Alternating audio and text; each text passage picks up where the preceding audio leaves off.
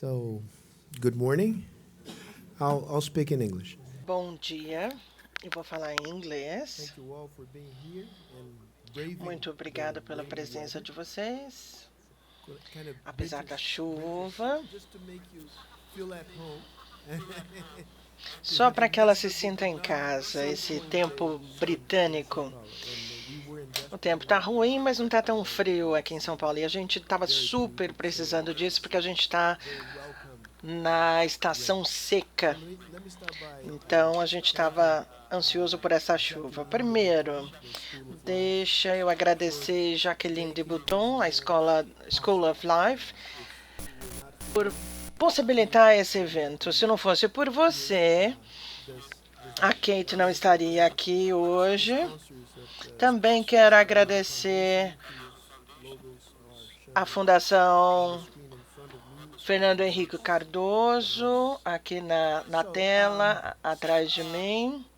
Kate is not only an intellectual with A a very Kate strong não economics só é uma background, an intelectual undergrad and com esse advanced background em economia, demography, but also a mas public intellectual. também She professora has de been Oxford sitting in e uma search intelectual to pública, Oxfam, and especially um, after the trabalhando com publication a of Oxfam, e principalmente her book, depois da that publicação do livro economy dela, seven ways to think like a dos 21st 7 century. jeitos de Okay, I get it. pensar Yeah, como I get it. um I get it. economista do Has been século XXI. participating Tudo bem, eu intensely entendi. in Ela the public debate. participou intensivamente, And vem as I was participando telling intensivamente you, no I think debate it's público. very Como eu já opportune that we estava speak today. falando, So, é at this uma very time, importante.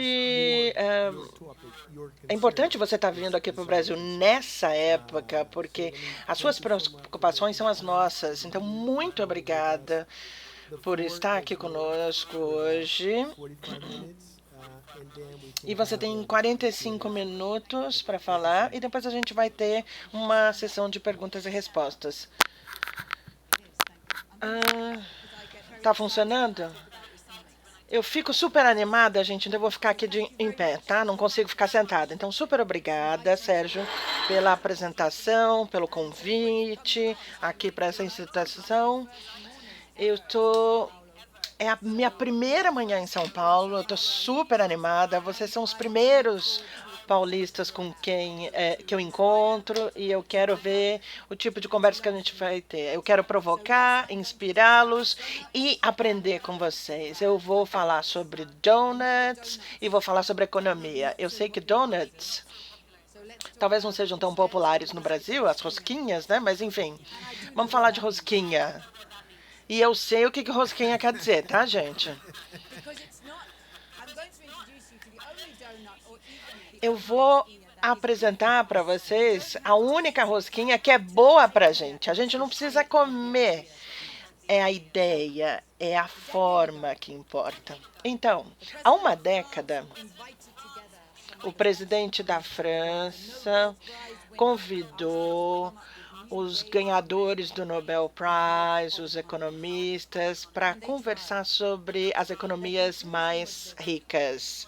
E a conclusão foi: aqueles que tentam guiar a economia, a nossa sociedade, são como pilotos tentando voar sem uma bússola confiável.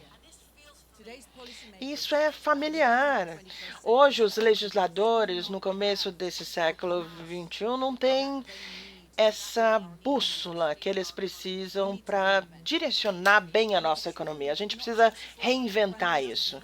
Isso é verdade não só para presidentes e primeiros-ministros, mas os políticos no parlamento, nos conselhos, na mídia. A conversa sobre economia ainda é difícil e eu acho que ela está muito desatualizada, não nos serve mais.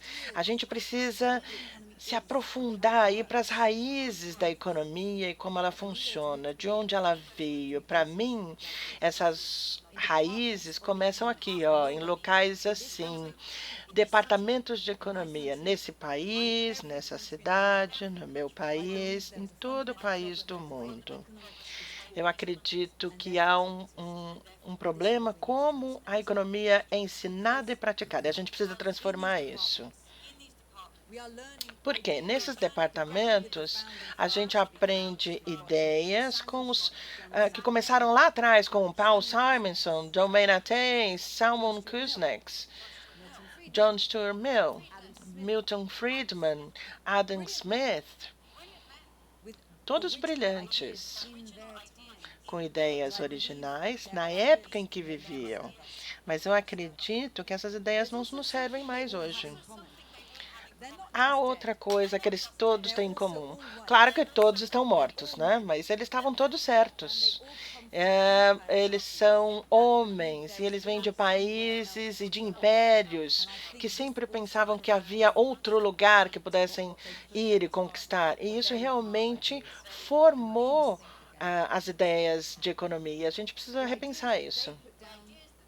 As ideias que eles trouxeram ainda estão nos livros de hoje e respondem algumas perguntas que, na verdade, nunca são feitas. O que é economia, por exemplo? Para que serve? Como funciona? E quem somos? Então, eu quero dar uma tour para vocês nas raízes de algumas dessas ideias, provocá-las, reinventá-las para esse século agora. Esse é o melhor guia. Paul Samuelson, o pai do primeiro livro de economia há 70 anos, tá? O Samuelson, ele era um matemático muito inteligente e escreveu um livro para as massas, e ele sabia o poder disso. Ele falou: eu não estou nem aí quem que escreve quem faz as legislações, as leis ou os tratados, desde que eu consiga escrever esses livros de economia. A primeira coisa é o privilégio, que tem a ver com a tábula rasa no sentido, no estado mais impressionável. Ele pensa que a sua mente é simplesmente uma tela em branco. E ele pode colocar as próprias ideias dele. Então, quando ele estava ensinando no MIT, nos anos 40, ele ensinava pessoas, homens que estavam voltando da guerra, estudando engenharia, estavam aprendendo, tinham aprendido um pouquinho de economia, sabe? Então ele queria fazer isso fácil para eles. E aí ele mostrou essa ideia de economia assim, ó, como se fosse um radiador para os engenheiros. Então, a água correndo por esses canos e ali sendo bombeada ali no topo, no setor privado, nos lares. Essa é uma importante observação que ele fez. Esse dinheiro flui de forma circular. O problema é que esse diagrama dos anos 40 ainda é a essência de como vemos a economia hoje. A gente tem a relação entre lares e negócios, que aí a gente tem trabalho e capital, salário, lucro, o consumo de bens e serviços. Aqui nós temos os recursos. Sim, a gente tem alguns problemas aqui. O governo e a forma que ele desenhou aqui, a economia é um sistema fechado, concentrado em si mesmo, que circula para dentro de si mesmo. Aqui nós temos grandes falhas no século XXI. Esse desenho não fala nada do mundo de hoje, dos materiais, da energia que entram hoje diariamente na economia. Por exemplo, resíduos, poluição. Isso não tem nada a ver com limpeza, lavar roupa em casa, enfim. E isso não fala sobre as nossas comunidades, que é quem cria as coisas, não o mercado, mas a comunidade. No começo do século XXI, a gente tem isso que não fala nada sobre o mundo, o cuidado, as atividades que não são pagas, a comunidade. Tá faltando três coisas aqui. E com relação à pergunta quem somos, isso nos leva a Adam Smith. Ele tinha uma visão peculiar da humanidade. Ele sabia que autointeresse era um traço poderoso para fazer os mercados funcionarem. Mas o interesse nas outras pessoas era essencial para fazer essa transformação na sociedade. Precisava haver um equilíbrio. John Stuart Mill, em 1840, um filósofo brilhante, mas aqui ele fez alguma coisa que não ajudou muito. Ele queria separar a filosofia da economia política. Então ele disse: a economia política não trata toda a natureza humana ou a sua condução na sociedade, mas só aqueles que necessitam e querem possuir riqueza. E aí eles nos cortou em economia, só nos considerando como seres que se interessam por si mesmos.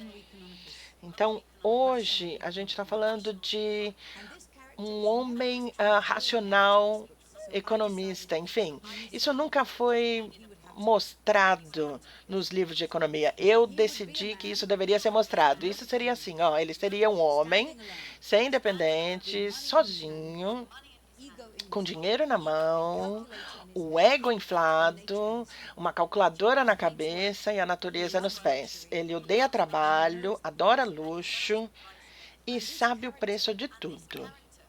E esse personagem, como os estudantes aprendem durante os anos de faculdade, ele vê mais valor em competição e menos valor em altruísmo, por exemplo. Então, quem que a gente fala que a gente é? Quem a gente fala que a gente é, na verdade, molda quem somos. Outro modelo de homem. E isso se tornou um modelo para homens, como um reflexo no espelho. A gente faz isso com os outros. Se a gente for ter 10 bilhões de pessoas nesse século, e aí a gente não der uma chance, a gente não vai se dar uma chance se continuar acreditando nesse modelo. Como é que funciona a economia? Em 1870, os economistas na época queriam transformá-la em ciência, com uma reputação tão boa como física, como Isaac Newton, que se tornou imortal com as leis da física de movimento.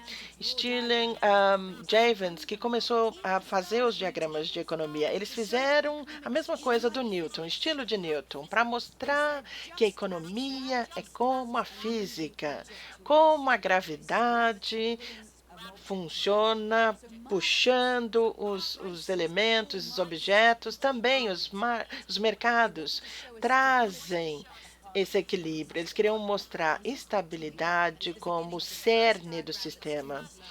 E aqui é o começo do diagrama que a gente começa a ver quando se torna um estudante de economia. O problema é os mercados não entram nesse equilíbrio, principalmente quando é mais importante. E esse diagrama traz o conceito de preço no coração do nosso entendimento de valor.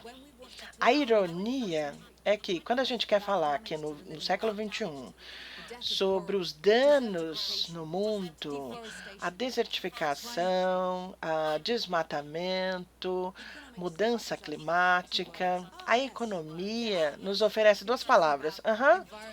Vocês estão falando, então, sobre esses fatores externos do meio ambiente. E aí a gente tem que ter esse alarme na cabeça. Se a gente estiver falando sobre a mudança, a morte que está acontecendo hoje, a gente sabe que isso está aquém no nosso século. Se a gente quiser fazer o melhor desenho, é isso aqui, ó. É o intervalo, o gap entre essas duas linhas. não compreende o mundo em que vivemos. E isso não serve para a gente precisa reinventar isso. Como Newton falou das leis da física, e essa vontade de parecer com a física, eles começaram a transformar essas leis de economia no século XX. Três pilares apareceram aqui. E, na verdade, eles não são verdadeiros, tá? A primeira é uma história sobre desigualdade. Nos anos 50, Simon Kuznets começou a coletar dados nos Estados Unidos, na Alemanha e no Reino Unido. O que acontece com a desigualdade num país durante os anos? Ele colocou isso numa página e era essa a figura que ele via, era esse o gráfico. Ele falou, eu vejo um padrão. Primeiro, a desigualdade sobe e depois diminui. E Simon Kuznets se surpreendeu, falou, eu não esperava ver isso. Eu esperava que os ricos ficassem mais ricos e que os pobres não os alcançassem. Eu não conseguia explicar isso. Mas quando ele fez esse U de cabeça para baixo, isso trazia uma mensagem. Se você se importa com a desigualdade, não tente fazer redistribuição, porque isso pode diminuir crescimento. Olha, o crescimento equilibra as coisas de novo. Então, com austeridade, isso justifica a austeridade praticada até hoje em economia. Em 2014, o Thomas Piketty apareceu e falou, olha, com muito mais dados, ele olhou isso aqui e falou, o Kuznets estava certo. É isso que os dados mostravam, mas ele estava medindo um momento muito particular, o tempo antes da guerra com o tempo pós-guerra, 55. E a guerra destrói o capital dos mais ricos, e aí depois há um investimento governamental em moradia, em educação. Então, houve uma intervenção depois da guerra que fez isso. Não foi o mercado, mas o poder desse gráfico ainda é vivo até hoje. A gente precisa substituir isso com algo melhor. Nos anos 90, os economistas nos Estados Unidos mostravam a relação entre crescimento e poluição. Nossa, parece tão similar com o Kuznets. Parece que quanto mais as economias ficam ricas, essa poluição traz mais impacto no meio ambiente, mas como uma criança depois se vira, mas claro, todo pai sabe que não funciona assim, as crianças não se cuidam sozinhas.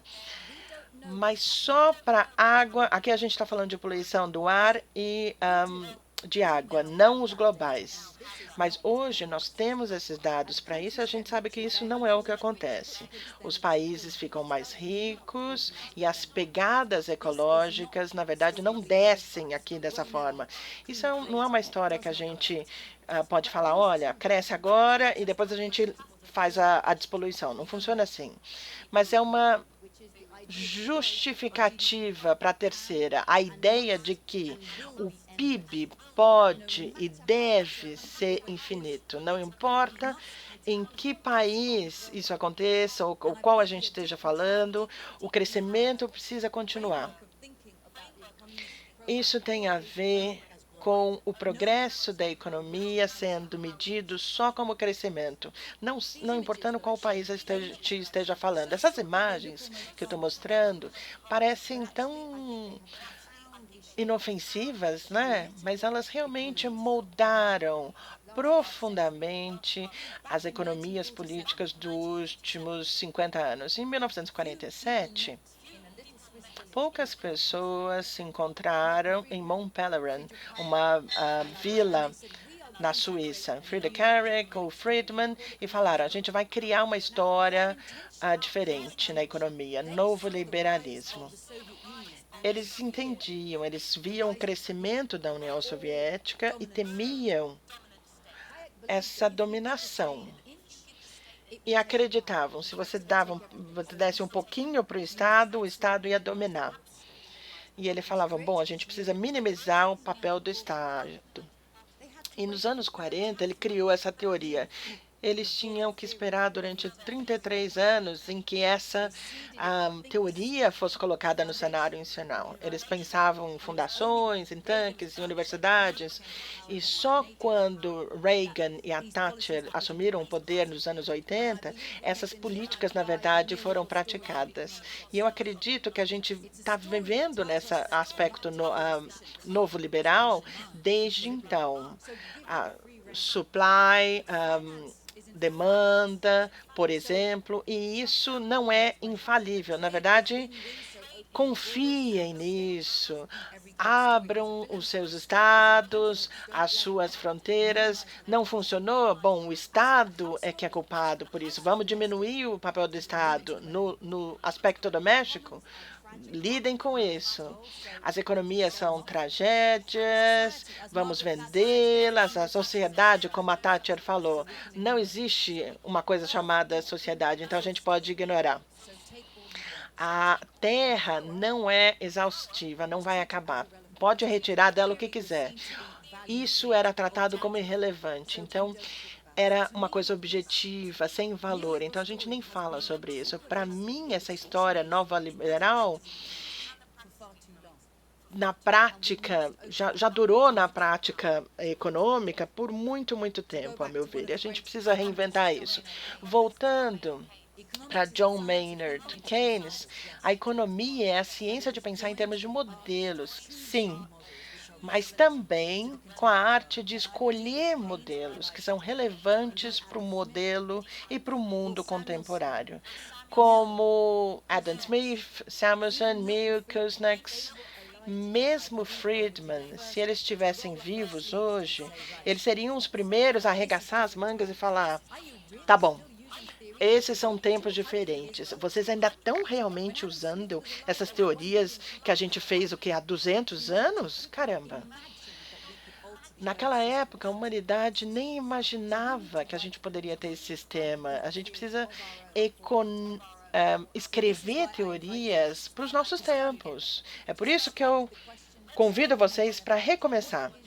E começar com uma pergunta que a gente nunca faz. Qual que é o propósito da economia?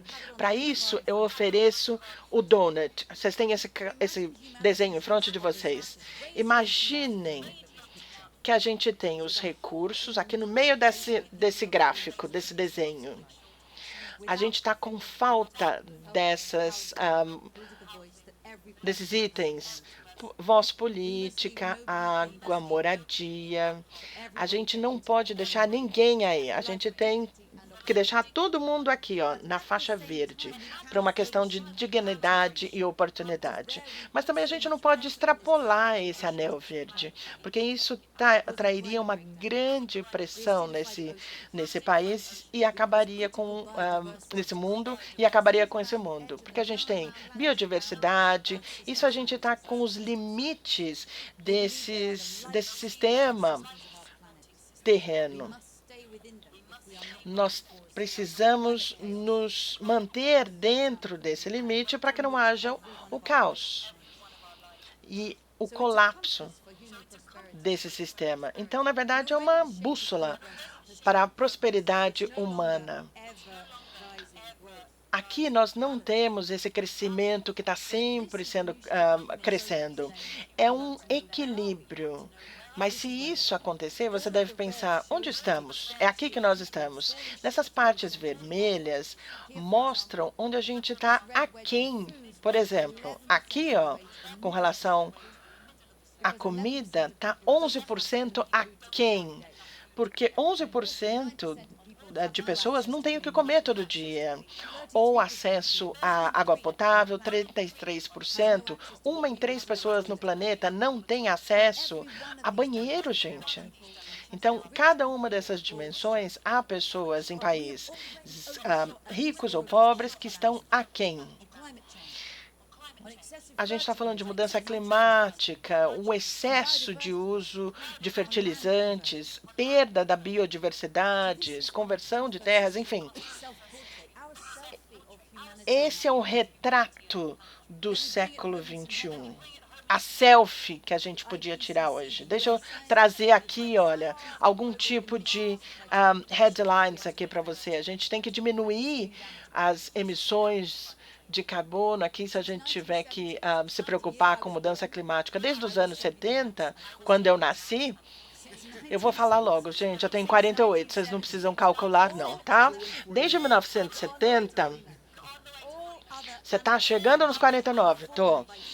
Todas essas populações diminuíram 60%.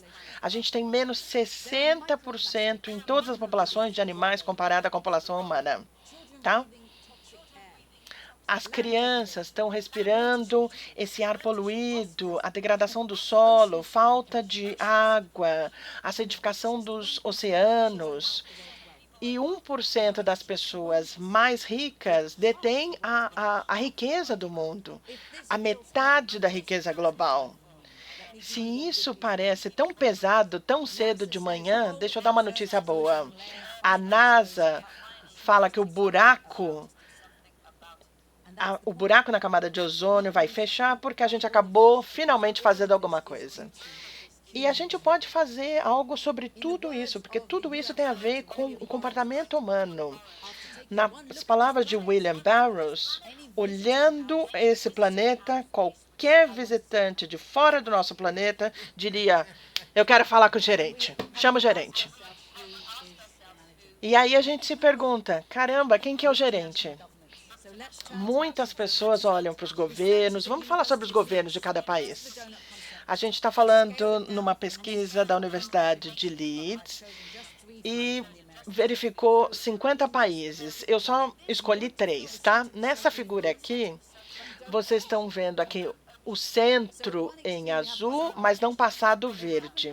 Aqui no extremo a gente tem a Guatemala. Eles não passaram aqui no limite de pressão no planeta, mas eles não estão conseguindo atender as necessidades aqui no centro de todo mundo. No outro extremo, um dos países mais ricos do mundo, os Estados Unidos. Aqui, olha, desigualdade, mas já passou muito o limite aqui de fora, externo, dos impactos do planeta. Deixa eu falar, não são só os bens e os serviços produzidos nos Estados Unidos, tá? Mas tudo que é produzido, os notebooks, tudo que é importado do restante do mundo.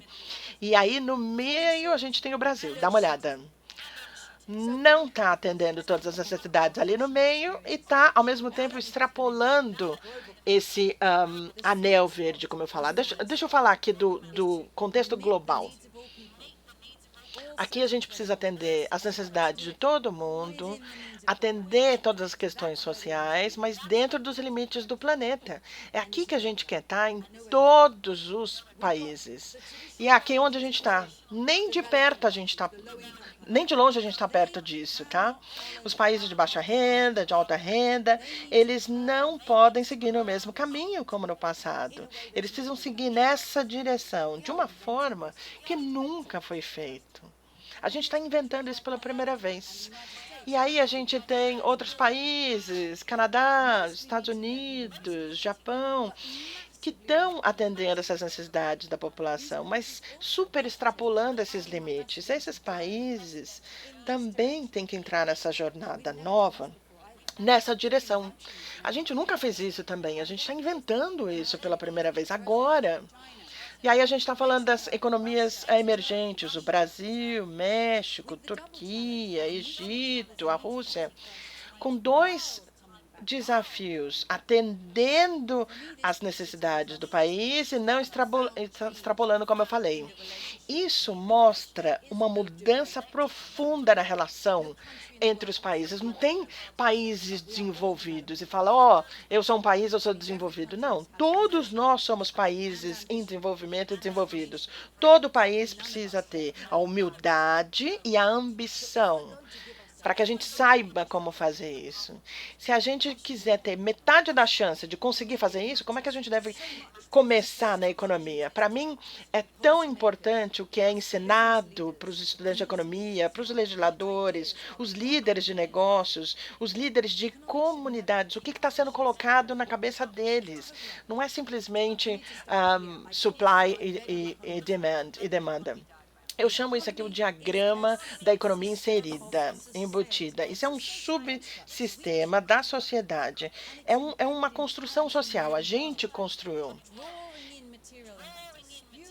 trazendo materiais, colocando para fora essa poluição, esses resíduos, graças a Deus, pelo sol. Então, desde o primeiro dia da economia, a gente tem que se perguntar quanto material pode passar aqui nessa economia antes da gente começar a falar dos limites do planeta. Tá bom, vamos olhar aqui também no mercado. Agora a gente pode falar de supply e demand, se vocês quiserem. E tem o Estado e a gente começou a ter a rivalidade, o mercado e o Estado, tanto que ignorou outras fontes fundamentais. O lar onde nós todos começamos todo dia, como parceiros, como crianças, como filhos, pais, cuidando uns dos outros. Isso é essencial para o nosso bem-estar. A gente tem que trazer isso de volta. Tem que trazer isso para a economia. O comércio, onde a gente cria coisas juntas, a Wikipedia no www, na internet, o pessoal que trabalha no seu quarteirão, na sua vizinhança. Finanças já se serviu a si mesma durante muito tempo. Isso precisa ser repensado, isso precisa estar a serviço da vida. Um sistema financeiro muito diferente do que a gente tem hoje. E se a gente começar daí, então o que a gente é na economia, isso muda. Claro que a gente era um homem racional no começo. A gente estava sempre comprando, cozinhando, ou comprando, ou cozinhando, trabalhando, enfim. Mas se a gente abraçar tudo, a gente vai passar dessa necessidade tão estreita, a gente tem que trazer isso de volta. E aí a gente tem vários papéis. Se a gente olhar os papéis aqui, para ser alguém que trabalha, um pai, um protestante, enfim, as habilidades, os valores que a gente precisa para fazer tudo isso bem são muito diferentes desses aqui à esquerda. A gente precisa atravessar isso de um lado para o outro, da esquerda à direita. Aqui, a gente precisa reconstruir essas habilidades. Eu tenho uma dica. Se vocês querem que suas crianças, seus filhos funcionem bem nesse estado, não deixem eles brincarem de Monopoly, tá, gente? De banco imobiliário. Por quê? Isso te ensina a conseguir propriedade e extrair dos seus competidores. Isso é tão século XX, gente. Usem Pandemic. Vocês já brincaram de Pandemic? Tem alguém aqui? Alguém já brincou. É corporativo, você joga como equipe, em colaboração com todo mundo para livrar o mundo de uma doença. Então, tá todo mundo no jogo no final dele. Isso é tão século XXI. Quando eu jogo isso com os meus filhos, eu estou tão consciente da nossa falta de habilidades nisso, e aí eu falo, caramba, o que está faltando na nossa educação? São essas habilidades que a gente precisa. Como é que a gente consegue entrar no donut como humanidade, reconhecendo os múltiplos papéis, a riqueza da nossa natureza? Essa é uma foto dessa degradação, dessa desigualdade. E a gente não vai conseguir se a gente pensar nas ideias antigas, porque o crescimento não vai se limpar. A gente precisa redesenhar, reprojetar tudo. A gente precisa de duas dinâmicas aqui. A gente precisa de economias distributivas e degenerativas por projeto, por design. Deixa eu mostrar aqui. Isso aqui é a economia do século XX. Olha, a gente tem essa mangueira aqui, ó. A gente pega os materiais, coloca aqui nessa mangueira, usa e joga fora. Pronto, pega, usa, faz alguma coisa e joga fora. Era isso. O resultado disso, olha as figuras aqui, olha as fotos. A gente pega, retira, retira das fontes. E aí a gente joga os resíduos dos dejetos uma vez, duas, três, inúmeras, nos rios, nos oceanos, nas águas. Eu realmente acredito que os filhos de vocês, os meus filhos, quando eles estiverem na nossa idade, vão falar pra gente: vocês sabiam disso? Vocês tinham visto que isso estava acontecendo? O que vocês fizeram a respeito? Porque eles vão olhar essas fotos e vão achar isso nojento. O que a gente faz com a gente mesmo, uns com os outros, com o planeta, a gente não pode continuar a viver desse jeito. A gente tem que traduzir e fazer essa economia degenerativa linear, transformar numa circular. Assim, ó, em que os recursos não sejam descartados, eles sejam reusados de modo muito mais vagaroso, mais cuidadoso, mais coletivo. Uma economia que funcione à base de luz solar, a energia eólica, o que sai aqui e o que é o resíduo de um funciona como material para outro. Deixa eu mostrar uns exemplos para vocês de economias que estão começando a usar e ver isso. Em Quênia, nas favelas do Quênia, em que não havia banheiros, agora a gente tem a Sanity. Eles construíram esses banheiros para a comunidade. Pela primeira vez, as pessoas podem ter dignidade e saúde usando um banheiro. O resíduo é coletado todos os dias e vira fertilizante orgânico nos campos, na agricultura. Então, eles estão fechando, assim, esse círculo aqui de nutrientes, muito inteligente. Mas no nível humano, eles estão criando saúde, comunidade.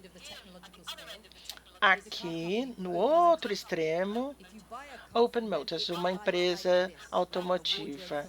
Quando você compra um carro deles, chega desse jeito, como se fosse um armário da IKEA ou da Tok, por exemplo. Eles podem juntar as peças e formar um carro.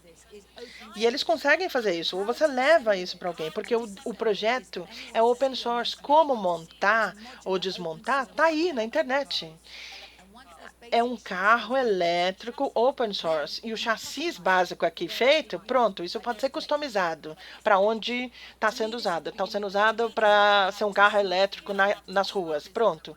Isso é o começo do futuro para mim. Aqui eu tenho 2 telefones. Olha, eu tenho um iPhone aqui. Se ele quebrar, se eu precisar de um upgrade, eu tenho que mandar para a Apple, porque está colado. Eles não querem que ninguém entre. É um controle de propriedade. Esse aqui é um Fairphone.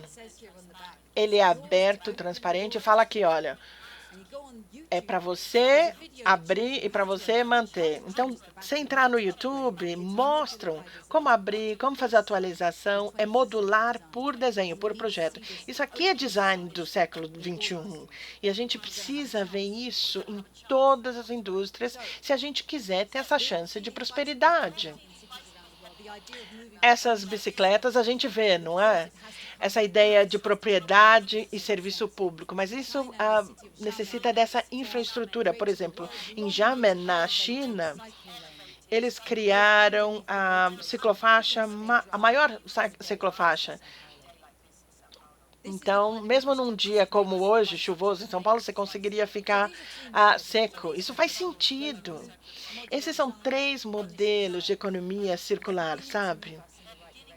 E eles estão começando a nos levar na direção certa. Mas isso precisa se tornar mainstream. Tudo precisa ser gerado dessa maneira. Então, a gente está falando de generativa, vou falar de distribuição agora. Para mim, a maior oportunidade, porque todo produto, seja um telefone, a comida, um blazer, tudo depende de energia, produção, a comunicação e conhecimento. E no século XXI, essas tecnologias são centralizadas por projeto. Muito dinheiro nesse projeto para ele ser construído, tudo é centralizado. Os trabalhadores entram, trabalham, saem no final do dia. Toda vez que a gente liga para alguém, tem alguém lá atendendo num painel, e esse conhecimento está sendo controlado através de direitos autorais e patentes. Na verdade, como a gente sabe, isso muitas vezes bloqueia a concorrência e inovação.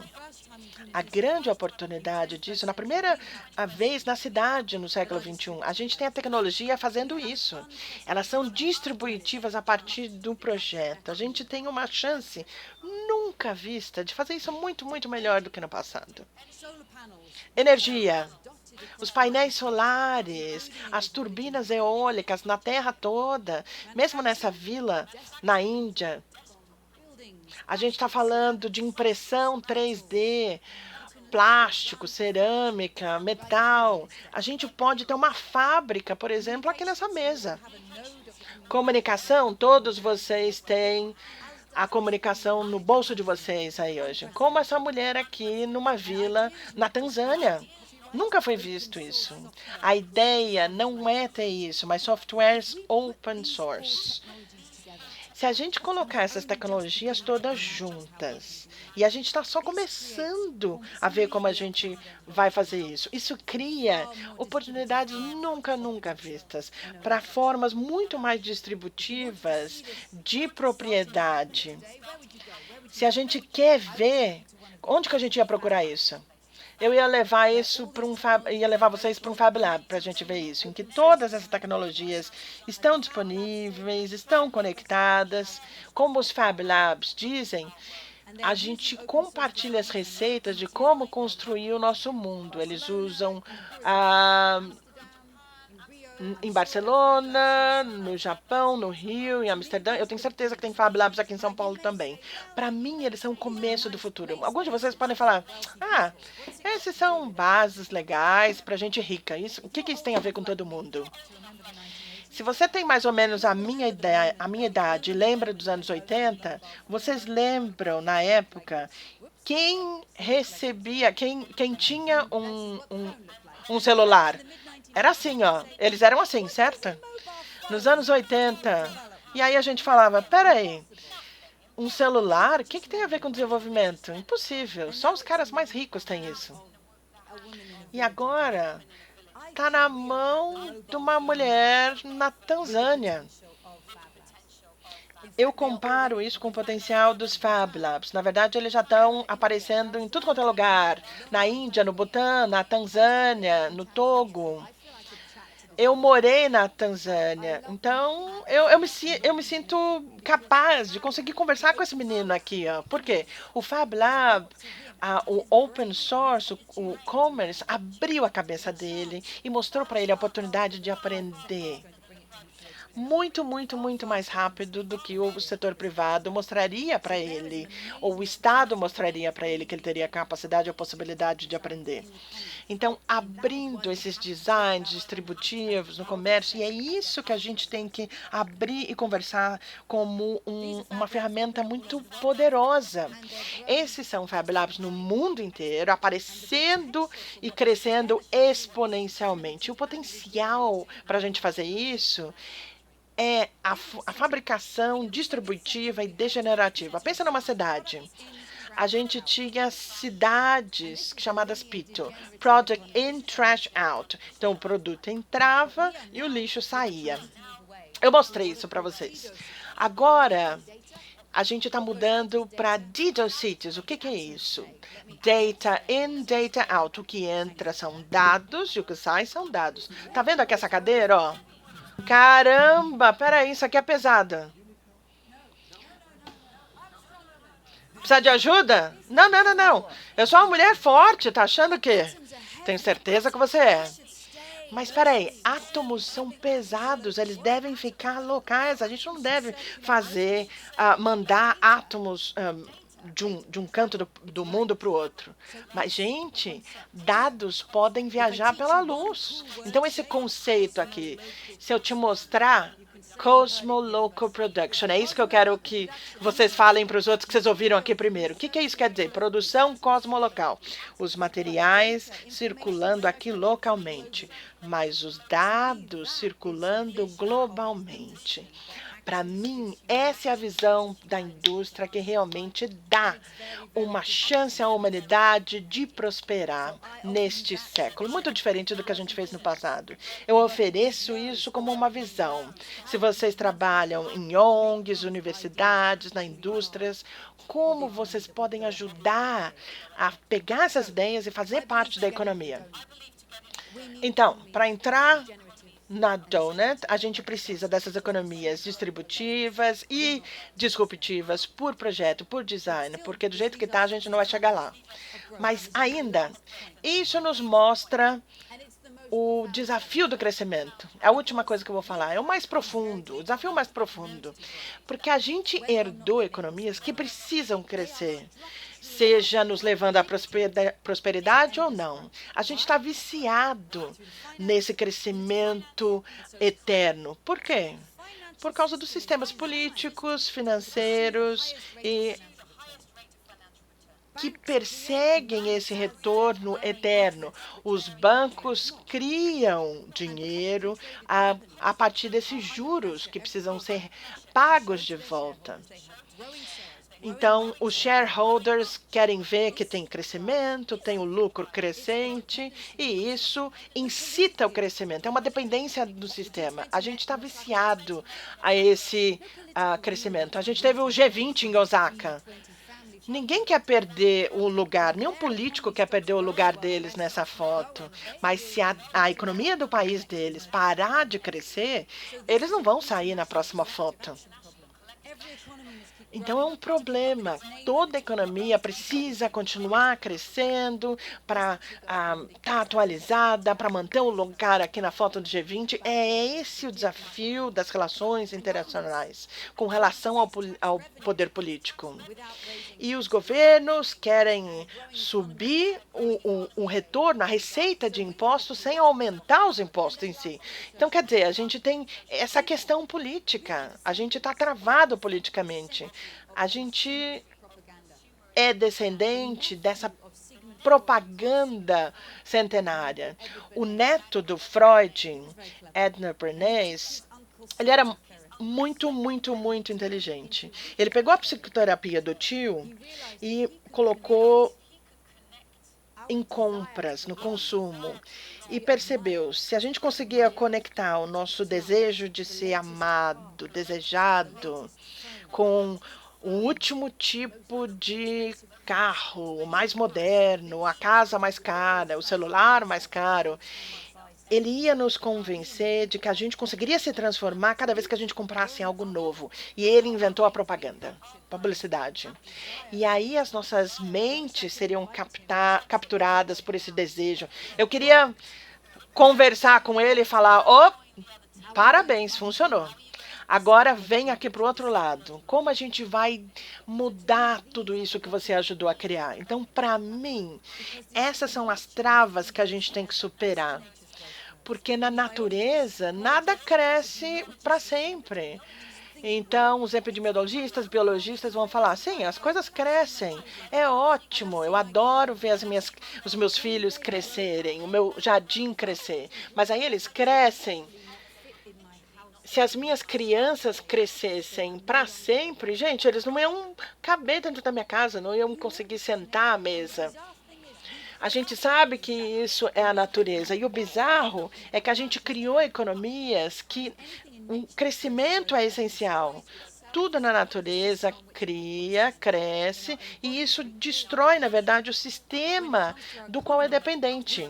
Isso é um câncer, mas com relação à economia, a gente sabe que isso não funciona na natureza, mas acho que funciona na economia. Esse crescimento infinito. A gente precisa criar economias que nos façam prosperar, sejam economias que crescem ou não. É a responsabilidade da nossa geração, mesmo que seja difícil, a fazer isso. Vamos falar tchau, então, para essas essas imagens, essa selfie dessa economia do século XX. A gente precisa abraçar essas ideias do nosso tempo, que são feitas para o nosso tempo. Mesmo que essas ideias que os caras lá de trás abraçariam se estivessem vivos hoje. Eu quero mostrar as pessoas que têm essas características em comuns. Quando eu acabei de escrever o livro, eu pensei nas ideias que me influenciaram mais. Eu fiquei muito contente em perceber que as ideias mais recas vieram muitas vezes, de mulheres. Mariana Mazzucato, fantástica sobre o papel do Estado. Elana Ostrom, ganhadora do Nobel Prize, Nolena Meadows, o sistema de pensamentos de Ellen Behrens. Mas essas ideias também vieram de homens e pessoas que não eram de países imperialistas. Foram nascidos, na verdade, nasceram em países colonizados. Eles não começaram com supply e demand, eles começaram com fome. E pensaram, por que tanta gente não consegue comer? Ha Jung-tang, da Coreia do Sul, que uma vez era chamada de terceiro mundo, a economia, uma das mais bem-sucedidas no mundo hoje. Então, a economia só é melhorada, enriquecida, quando a gente tem essa diversidade de pessoas colaborando, porque ninguém isoladamente, pessoalmente, individualmente consegue ver tudo. A gente precisa estar junto e fazer isso coletivamente. Eu quero terminar falando, a gente tem a edição brasileira aqui, eu vou estar super feliz de autografar para vocês, e se vocês quiserem, a gente tem 1 minuto aqui, são slides engraçados, e eu acho importante mostrar que isso é acessível para todo mundo, para ser politizado, como deve ser no nosso tempo. Eu quero muito conversar com vocês. Super obrigada, gente.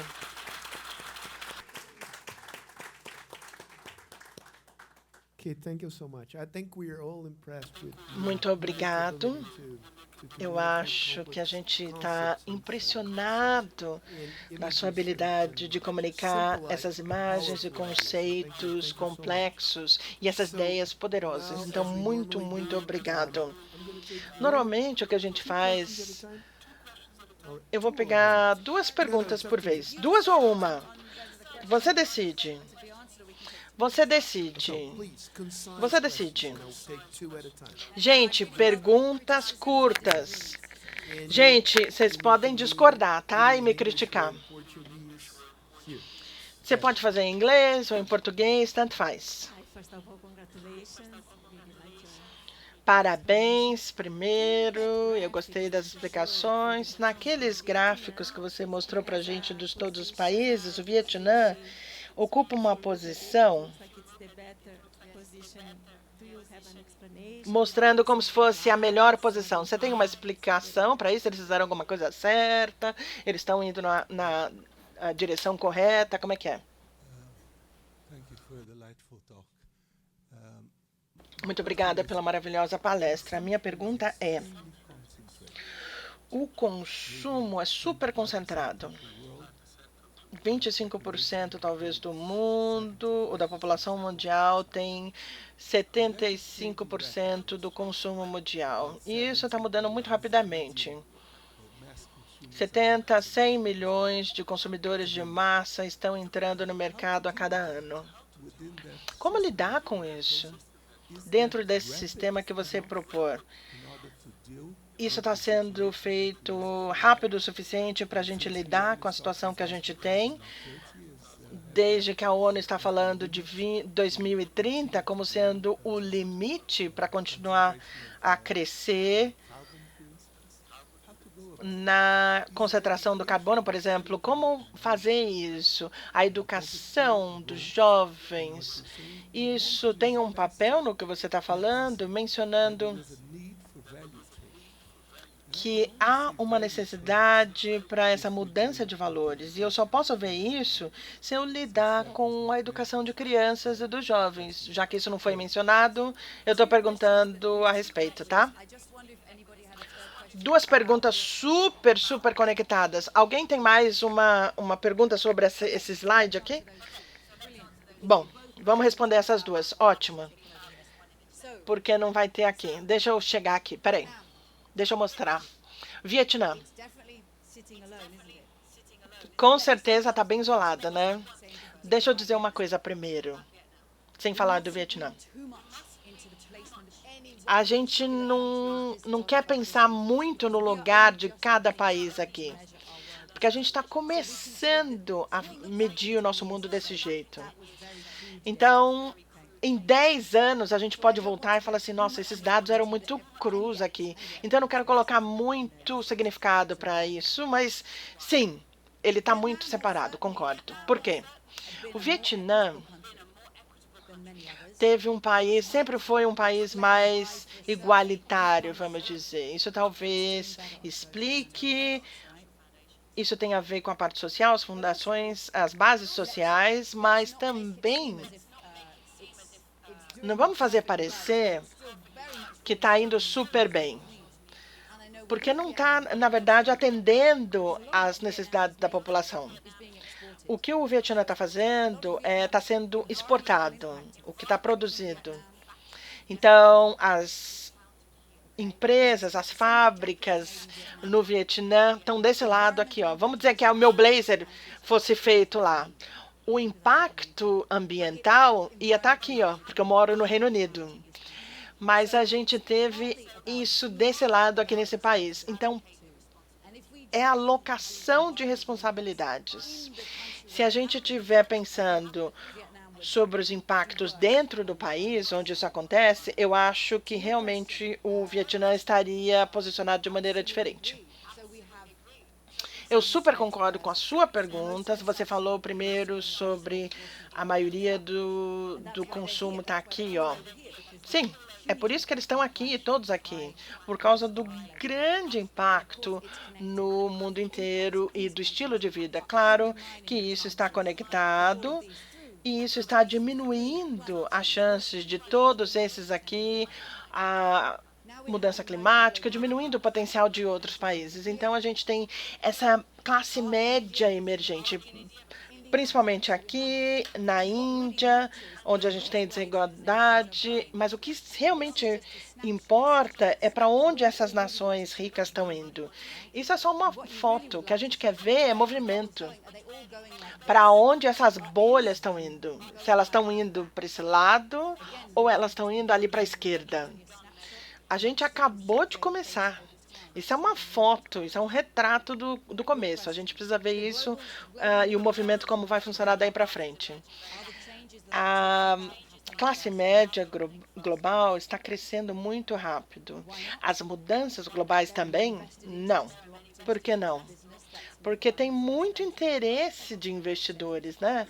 Que faz esses investidores ganharem dinheiro. O que eu estou querendo dizer? A mentalidade que a gente fala. Você falou que a gente eu não falei de educação, mas de uma forma, tudo que eu estou falando é da educação dos economistas. Talvez os economistas sejam um pouco velhos para o nível do que vocês estão falando. Você estava falando de crianças, mas enfim.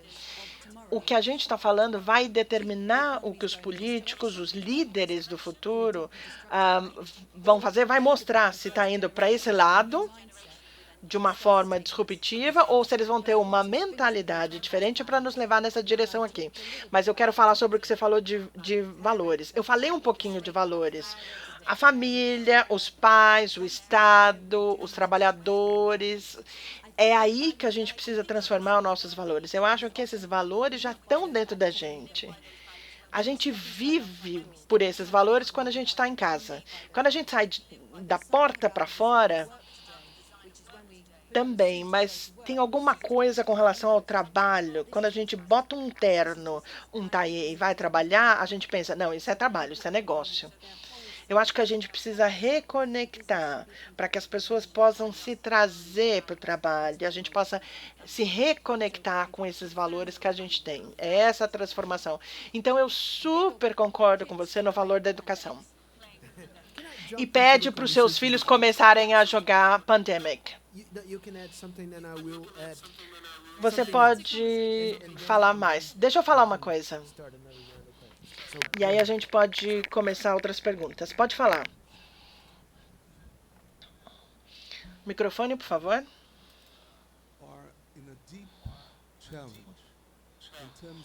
num desafio profundo com relação aos bens que são expandidos para essa trava em termos de tecnologia, como eu falei. E esse é um problema enorme para transformar essas empresas nesse sistema novo. O design degenerativo e distributivo, como você falou. O que poderia ser a solução para isso? Seria necessário para o Estado aceitar a depreciação dos bens em algum momento. Não seria uma perda, mas seria distribuída durante o tempo para fazer com que as empresas se sentissem confortáveis em depreciar imediatamente alguns bens sem impacto no lucro, por causa do impacto nos investidores, e as empresas ficariam com medo de fazer isso. Deixa eu adicionar uma ideia aqui. Deixa eu falar o seguinte. Alguém falou o seguinte: os altos níveis de consumo na Europa, nos Estados Unidos, estão concentrados até hoje, até agora. Mas a gente também precisa verificar que o desenvolvimento do Vietnã também é afetado por esse alto consumo. Então, se a gente cortar esse consumo no mundo desenvolvido, isso aqui também vai afetar o desenvolvimento do Vietnã. Em outros países que ainda estão em estágios de desenvolvimento que não os permite fornecer esses serviços sociais. Então, é bem complexo. Eu concordo super, eu entendo isso, mas eu estou vendo a complexidade. Tudo bem. O Vietnã está vendendo blazers para esses países aqui, ó, não só aqui no slide, tá? Na vida real, tá? O que está acontecendo é que os mercados regionais, o Vietnã é muito mais perto desse país aqui. E, na verdade, esses países aqui têm essas economias estagnadas. As economias não estão crescendo. O crescimento está aqui, ó. Eu acho que a gente vai ver um crescimento no comércio sul, como eles chamam. Faz mais sentido economicamente falando e o meio ambiente também. Ecologicamente falando, eu gosto da complexidade que você está falando, porque muitas vezes os países como o meu justificam esse crescimento infinito e falando, se a gente não crescer desse jeito, vai ser muito ruim para a África. Mas, ao mesmo tempo, esse crescimento infinito é péssimo, porque a gente está subestimando a África. Então, voltando aos bens que você mencionou. Essa é uma pegadinha. Em termos pragmáticos, eu entendo isso. A gente deve pagar essas empresas e deixá-las prosseguirem. Mas a gente tem que olhar o que está acontecendo com as empresas de combustíveis fósseis, por exemplo. Elas são as mais ativas em criar, por exemplo, caos, como a Exxon, confundindo o público de propósito com relação ao investimento nessa área e prevenindo o governo em agir nessa área. Então, eles ganham tanto e agora eles são pagos, eles estão privatizando o jogo e socializando as perdas. O ganho é privatizado, mas as perdas são socializadas. A gente tem que voltar às emissões zero de carbono muito rápido. A gente tem muita produção de petróleo, de carvão. Não faz sentido para nenhum país, em lugar algum, para criar isso novo, porque isso vai ficar isolado. Essa mensagem é tão importante. Eu não sei a solução para isso, mas os investimentos vão vender e eles vão vender essas empresas de combustível fóssil, porque isso vai ficar isolado ali. Faz muito mais sentido em empresas de energia renovável. Isso faz muito mais sentido e vai trazer muito mais retorno também. Eles não estão usando o microfone, perdão. Yeah, I think you stand on solid moral Eu grounds, acho que você está but still the falando practical dos aspectos problem remains. morais, mas This ainda is é really um short. problema prático. Let's move on. Mas isso é uma história muito mais comprida. Enfim, Thank you. vamos mudar. Próxima. Oh, thank you for the remarkable presentation. There are many Obrigada por essa aspects there apresentação which are quite maravilhosa. Há familiar to us. muitos Drop aspectos lá snapshot, que são the muitos Kuznets curve, familiares. O Mr. gráfico, a leapfrogging in the curva. Kuznets. Eu The leapfrogging estava effect falando do Kuznets, in the Kuznets o curve, efeito which the leapfrogging, developing nations can skip o salto aqui do those sapo. Por quê? most Que impactful as stages of nações development. mais And desenvolvidas podem coming from the pular, saltar background sobre esses of estágios mais IPCC, primários. the scientific Enfim, report voltando ao is começo the do tragedy of IPCC e economists and os narratives relatórios to policymakers. científicos e as My question, narrativas bluntly dos speaking, legisladores e das what's the políticas role of the state? públicas, enfim. What's the Qual que é role o of papel do Estado? multilateralism practically Do on the global economy multilateralismo right praticamente no now? And mundo em what's que a the gente role vive of the agora? state? Of the state and Qual o of the papel desse of Estado multilateralism, no taking into mercado the e o consideration the state? And if multilateralismo I may add, considerando o Estado? the role of the Se eu markets. puder falar também, o Uh, crescimento do yes, and mercado, if I may add, jobs and se eu puder wages. falar também com relação a And empregos e profits also. salários. Peraí, e lucros, lucratividade. Caramba, a pergunta está ficando muito grande. This is enough now. Then we can. Eu acho que isso é o suficiente. Você pode falar agora? Pode responder? Ótima pergunta. E é por isso que eu vou começar aqui falando com me referindo a esse diagrama. A gente pode falar desde o dia 1, é político. A gente não começa com supply e demand. E aí a gente prova por um modelo matemático que o mercado traz isso, e aí a gente tem uma questão, e aí o Estado entra quando o mercado tem alguma falha. Essa é a narrativa. A gente fala, tem 4 formas de lidar com isso, e a gente pode conseguir falar isso. Quando a gente fala de serviços energéticos, muitos países têm há muito tempo isso controlado pelo Estado, hoje está virando particular, graças à tecnologia distributiva, o custo da capacidade de geração de energia isso pode ser particular. As casas, as residências podem fazer isso. A gente está falando aqui no oposto de casas que ainda usam lenha. Então, tem sempre a questão, dadas as tecnologias, dadas as necessidades do mundo, qual que é o melhor mix, o melhor blend aqui para a gente lidar com isso? Eu acho que o Estado tem um papel, não só com relação aos serviços públicos, mas reequilibrar o jogo aqui entre esses 4. Eu vou falar muito francamente. Segunda parte do século, a segunda metade do século, a gente está falando do mercado entrando aqui nos lares. Por exemplo, nos Estados Unidos, as mulheres têm 6 semanas de licença maternidade e voltam para o trabalho. Em muitas nações, na verdade, o Estado está regulando a importância disso, tanto para mães ou pais, protegendo o lar das demandas do mercado. O conhecimento dos indígenas, por exemplo, e usando isso, a gente precisa que o Estado faça espaço para isso, porque é uma oportunidade nunca vista. Eu acho que o Estado está nervoso com relação a isso. Muitos governos têm medo de dar poder a tantos indivíduos, por exemplo, de criar esse conhecimento open source, de produzir a própria energia. E essa é uma relação muito interessante aqui também. Claro, o valor, a possibilidade do Estado depende da sua responsabilidade.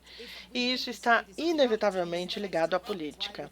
Se a gente pensa que o Estado é corrupto e não é eficaz, por que a gente quer dar tanto espaço para ele? Eu sou libertário, eu gosto do mercado, porque acaba com a falta de eficiência do Estado. Quando o Estado é responsável, ele pode ter um papel muito importante em tudo isso. Então, o papel do Estado depende da democracia, da qualidade das instituições. Economia é política.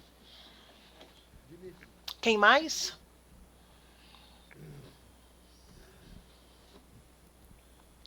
In Russian. Well, thanks a lot. My question is, Minha pergunta é, muito obrigado.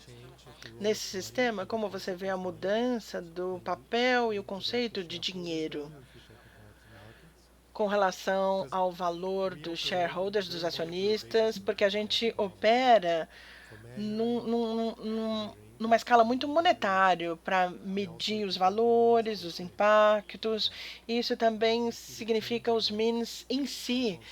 Então, como você vê a mudança no conceito de dinheiro? Essa pergunta está no cerne de tudo.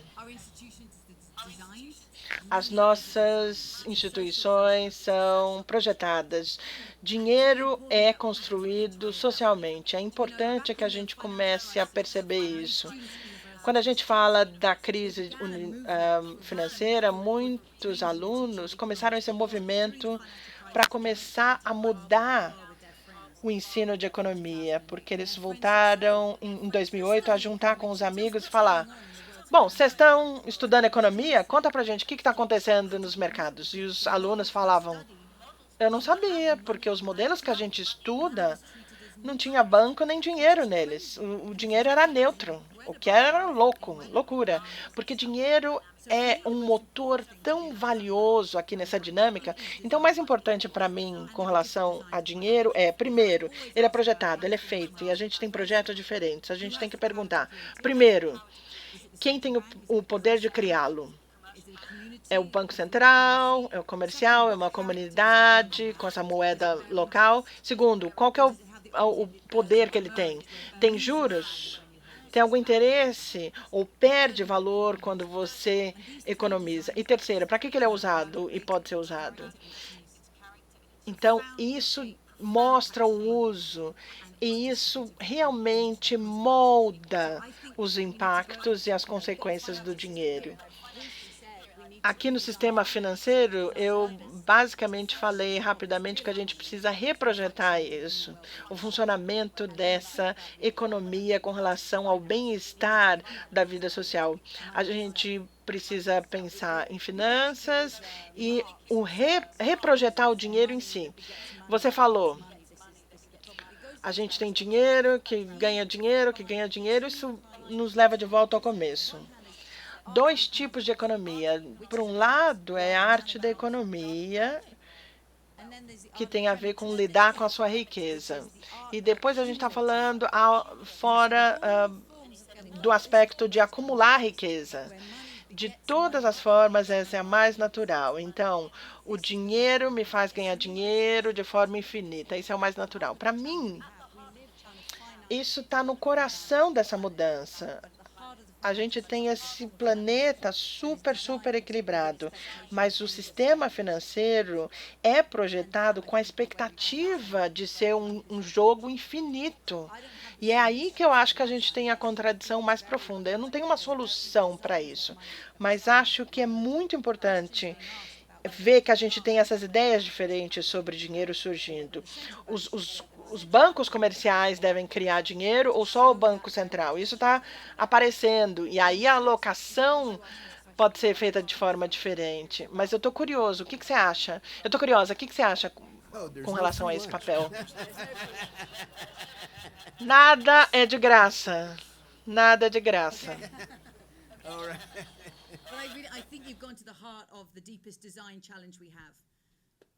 Você está entrando realmente na essência do maior desafio que a gente tem.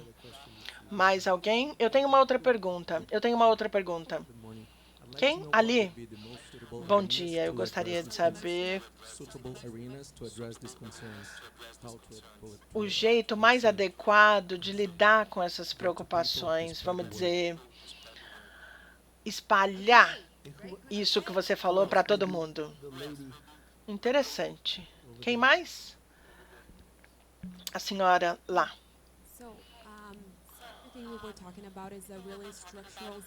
Eu acho que a gente está falando da mudança do sistema e da estrutura. Então, como você imagina que isso vai funcionar? Algo como os Estados Unidos, os líderes dos estados se juntando e imaginando e fazendo essa mudança de cima para baixo, ou começando da base? Eu não planejei, tá, essas perguntas. Mas eu separei uns slides só em caso alguém perguntasse. Eu acredito que a economia do século XXI vai ser praticada primeiro e teorizada depois. A prática que eu estou falando está muito à frente da teoria. Então, eu vejo isso acontecendo no mundo. Eu coloquei aqui, ó.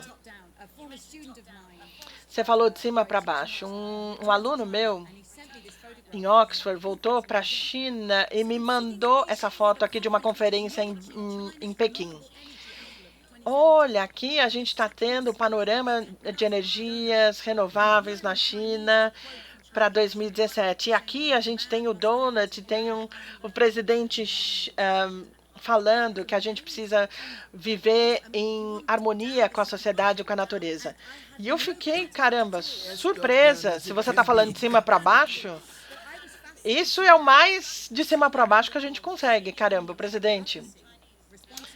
Então, a gente tem a burocracia chinesa, mas transformando, por exemplo, aqui em energias renováveis. E ele escolheu essa imagem para mostrar o que ele queria.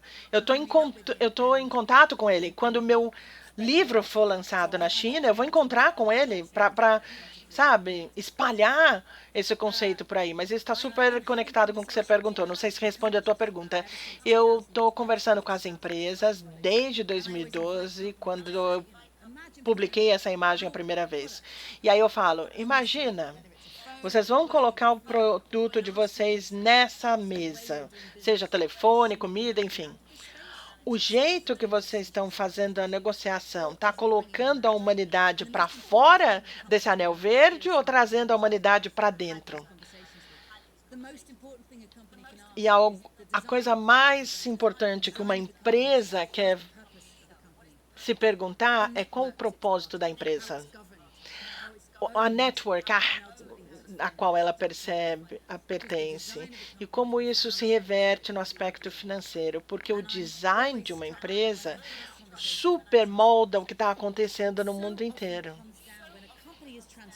Tantas vezes isso tem a ver quando há essa transformação da empresa e você pergunta por que isso está acontecendo. Não é uma regulação ou uma tendência do mercado. Tem sempre uma história humana. Alguém, muitas vezes o CEO ou um sócio, e aí às vezes algum funcionário que fala, peraí, o que a gente está fazendo com relação ao meio ambiente? E eu super acredito, então, no poder dos indivíduos, sabe? Individual. Eu vou parar isso, eu vou fazer isso. Outros exemplos aqui, olha. Em Amsterdã, eles estão usando o Donut para falar que a gente precisa reimaginar o futuro da cidade. Isso está acontecendo em outras cidades, mas eu fiz esse workshop em Amsterdã em fevereiro. O que significa fazer as pessoas prosperarem nessa cidade e nesse ecossistema e o impacto no mundo inteiro? Foi um momento muito legal para mim, porque as pessoas tinham essa conversa ao vivo comigo. Vocês conseguiam ver a expressão no rosto delas, entende? Vendo que eles estão ajudando as pessoas. Ainda não tem resposta, mas isso te convida a fazer perguntas diferentes e conseguir respostas diferentes para a sua parte do mundo. E aí o pessoal em Estocolmo me mandou aqui essa foto, falando que isso aqui é uma estrada, são os trilhos aqui do trem, são ferrovias, e está me mostrando, olha, eu estou usando Donut, porque eu estou tentando projetar bairros mais renováveis. Aí quando eu vi isso, eu falei, caramba, o que foi que eu fiz? mas é uma mudança completa de mentalidade. E as pessoas estão usando isso em partes diferentes do mundo. Eu estou abrindo essa organização, estou fundando essa organização para ajudar esses pioneiros, mostrar o que eles estão trazendo para o mundo, para ajudá-los a desenvolver, além ainda as ideias que eles já têm. Ele está usando aqui em Amsterdã, eles estão usando o Donuts também para as estratégias de planejamento para a cidade. Para mim, o livro é um veículo de transformação. Eu estou há 3 anos usando isso para open source e convidar as pessoas para praticar isso. Essa é a minha estratégia para voltar para a sua pergunta. Ver esses vídeos, criar esse laboratório da economia Donut, para ver o que as pessoas possam praticar. A gente está praticando primeiro para depois fazer a teoria. Só mais uma pergunta, a gente só tem 5 minutos, eu acho. Posso usar o meu direito? Ah, não, tem uma pergunta lá atrás.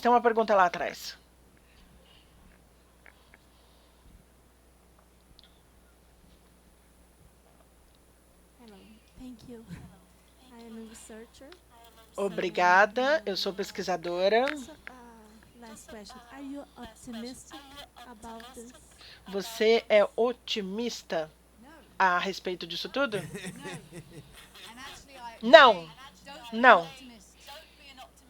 E eu vou falar para você, não seja otimista. Se você te fizer relaxar, não, vai ficar tudo bem. As pessoas são criativas, a gente tem tecnologia. Não, a gente já resolveu problemas antes. Relaxa. Se o otimismo fizer isso com você, não seja otimista. Mas, ao mesmo tempo, não seja pessimista. Se isso fizer você desistir. Ah, não, é muito tarde.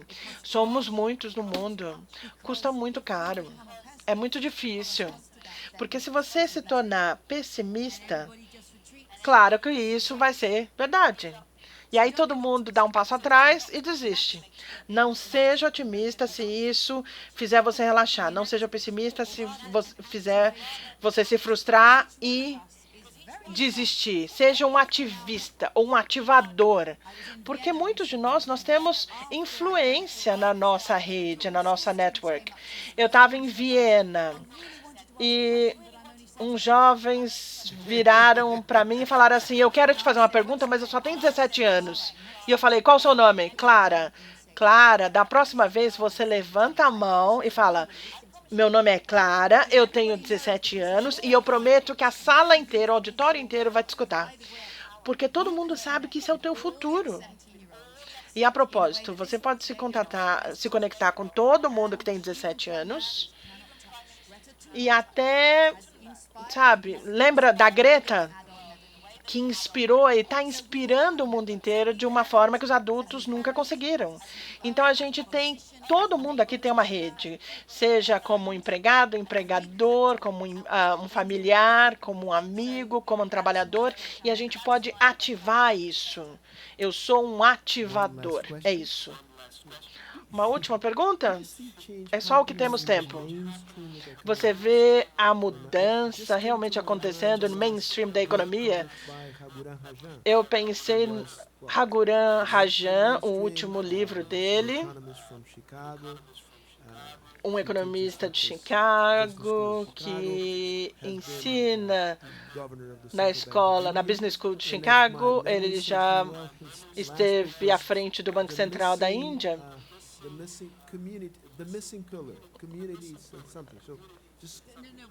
Eu acho que o título era o... Qual que era o título? Alguma coisa como o pilar que está faltando, é isso? Qual que era o título? O mundo enquanto comunidade. Quer dizer, não é o mercado e o Estado, mas os economistas deveriam considerar as comunidades no desenvolvimento. É só um exemplo para você comentar. Você vê mudança realmente acontecendo no mainstream, porque todos os economistas que você mencionou, na verdade, não pertencem no mainstream. Tudo bem? Ótimo. Eu vou começar com esse exemplo. Ótimo. Então, um elemento que falta, na verdade, eu acho que deve ser o Living World. talvez seja o próximo livro. Eu vou dizer, ótimo, se você ensina economia cara a cara, qual que é o primeiro que você usa? Pelo amor de Deus, não me fala que é supply e demand. Oferta e demanda. Me fala que você está fazendo isso diferente. O jeito que a gente está lidando com isso. O perigo é que a gente está mudando, mas o ensino não muda. O meu livro quer mudar a economia. Eu não me chamo de economista, porque o pessoal me olha e fala, eu acho que eu vou conversar com outra pessoa, vai. Mas eu estou querendo mudar isso.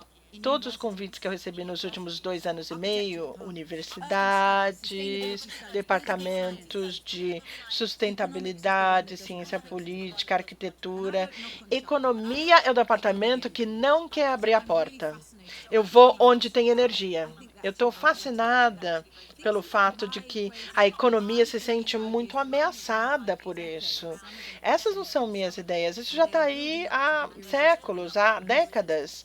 E elas estão sendo construídas para serem irresistíveis em termos de utilidade. O profissionalismo foi construído em cima de modelos que, na verdade, falham quando a gente fala que a economia está inserida nesse mundo. Então, as mudanças são poucas e vagarosas. O que eu estou falando? O movimento estudantil dentro do Departamento de Economia, em que eles sabem que eles não estão sendo ensinados um modelo que vai influenciar o seu futuro. Isso vem como resultado só dessa pressão. Às vezes os economistas me falam, olha, você está exagerando, peraí, você deve fazer isso de uma forma mais acadêmica. A mudança não ocorre assim. Ela vem de pressão, de dificuldades, de falta de conforto. E aí as pessoas, bom, a gente vai mudar isso. Então eu vou continuar a exercer essa pressão. E me mata cada vez que os alunos vêm para mim com a cara assim meio chocada, pálida, e falam, peraí, mas os economistas antigos que você estava falando, é isso que a gente está aprendendo. E aí, eles percebem que eles estão presos nesse sistema, sabe? Eu vou ser muito, muito, muito honesta. Essa arrogância precisa ser mudada.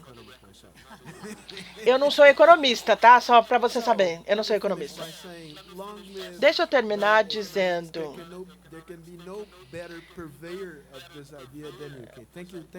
Não há nada melhor do que as suas ideias. Muito, muito obrigado.